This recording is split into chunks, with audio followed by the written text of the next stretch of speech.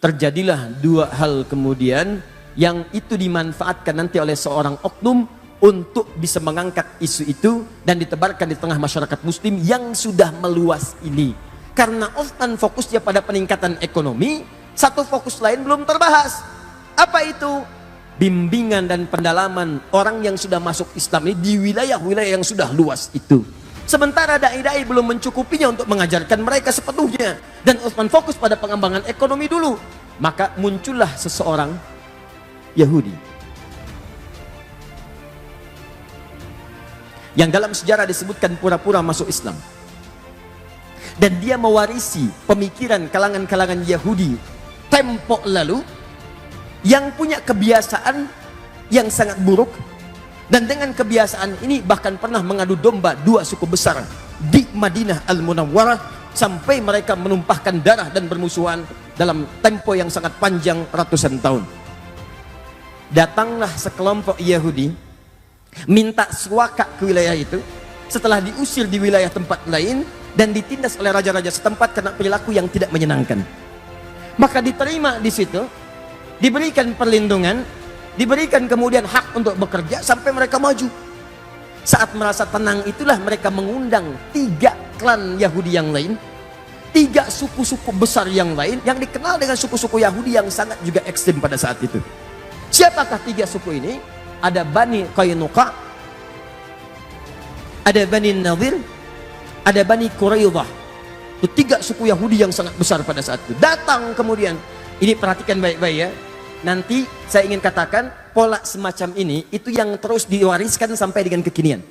Di Yahudi itu kalau sudah menempati satu wilayah, maka dia akan ajak teman-teman yang lain masuk. Celakanya nanti kalau sudah masuk, yang di dalam diusir. Ini yang terjadi seperti Palestina kekinian. Maka tarik datang 3 suku besar ini. Sama juga ketika mereka masuk, mereka kembangkan sampai ke bagian-bagian industri, buat ini, buat itu dan sebagainya.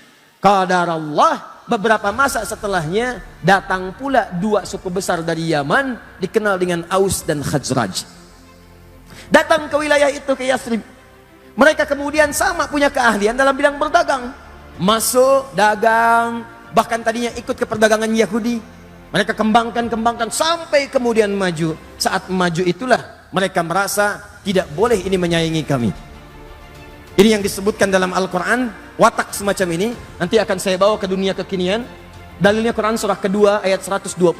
Maka di masa itulah kemudian tidak senang ada Aus dan Khazraj naik ke atas. Maka apa yang terjadi? Pertama mereka bikin perjanjian. Perhatikan baik-baik nih. Ini nanti akan dibawa sampai ke Nusantara. Ayo perjanjian damai. Pangeran Diponegoro dipanggil. Begitu datang ditangkap. Nih perhatikan nih. Asalnya dari sini. Ini akar mulanya nih. Datang kemudian dituliskan perjanjian. Begitu selesai dituliskan perjanjian, kita harus bersama-sama menjaga Yathrib. Kalau ada yang nyerang, kita bela sama-sama. Kita bekerja sama dengan baik. Baru dituliskan, belum kering tinta itu. Berapa masa setelahnya, kekhawatiran di kalangan mereka semakin memuncak. Diseranglah kemudian Aus dengan Khazraj dari belakang. Serang sampai mereka minta bantuan kepada klan dari Aus Khazraj yang berada di wilayah Syam, Syria dan Damaskus dan sekitarannya. Datang bantuan, dikalahkan, pukul, hancur orang Yahudi pada saat itu. Maka mereka mengajukan perdamaian. Kami damai aja, damai. Singkatnya berdamai mereka. Di sini kemudian saya ingin katakan satu hal yang penting. Ketika mereka berdamai, tertulis di tulisannya perdamaian, tapi di belakangnya mereka berpikir bagaimana caranya dalam suasana damai itu mereka tetap kalah di hadapan kita.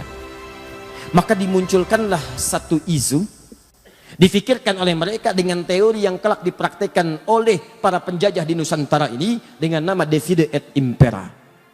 Diadu domba. Maka dibikin isu, di Khazraj dibikin isu, di Aus dibikin isu perpecahan. Saling serang, akhirnya dari situ tumpahlah permusuhan besar sampai bertahun-tahun, puluhan tahun terus antar generasi. Kalau ada satu luka di Aus, mesti luka di Khazraj. Kalaupun lukanya mungkin cuma kepleset di jalan Aus, di sana pun mesti luka juga. Di istilahnya kalau di sini ada yang kepleset, sana harus kepleset juga. Di sini ada yang meninggal, sana meninggal juga. Sampai kira-kira berlangsung cukup lama, mereka bosan, mereka sadar kita sedang dikerjai ini.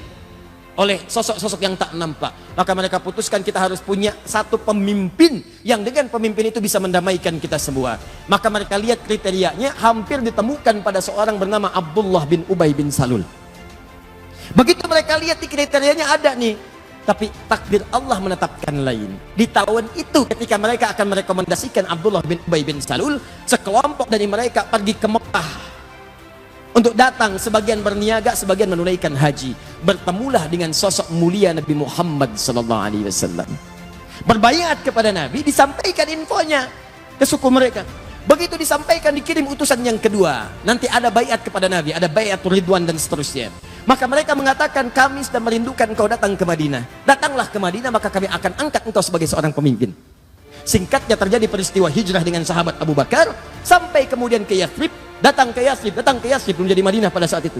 Sampai datang itulah kemudian kotaknya berubah, kemudian ditata oleh Nabi dari Yathrib, masih terbelakang, masih banyak yang kotor, tata di suasana yang rapi, bersih. Sesuatu yang tertata, rapi, bersih dalam daerah dikenal dengan nama Madinah. Muncul cahaya-cahaya kebaikan.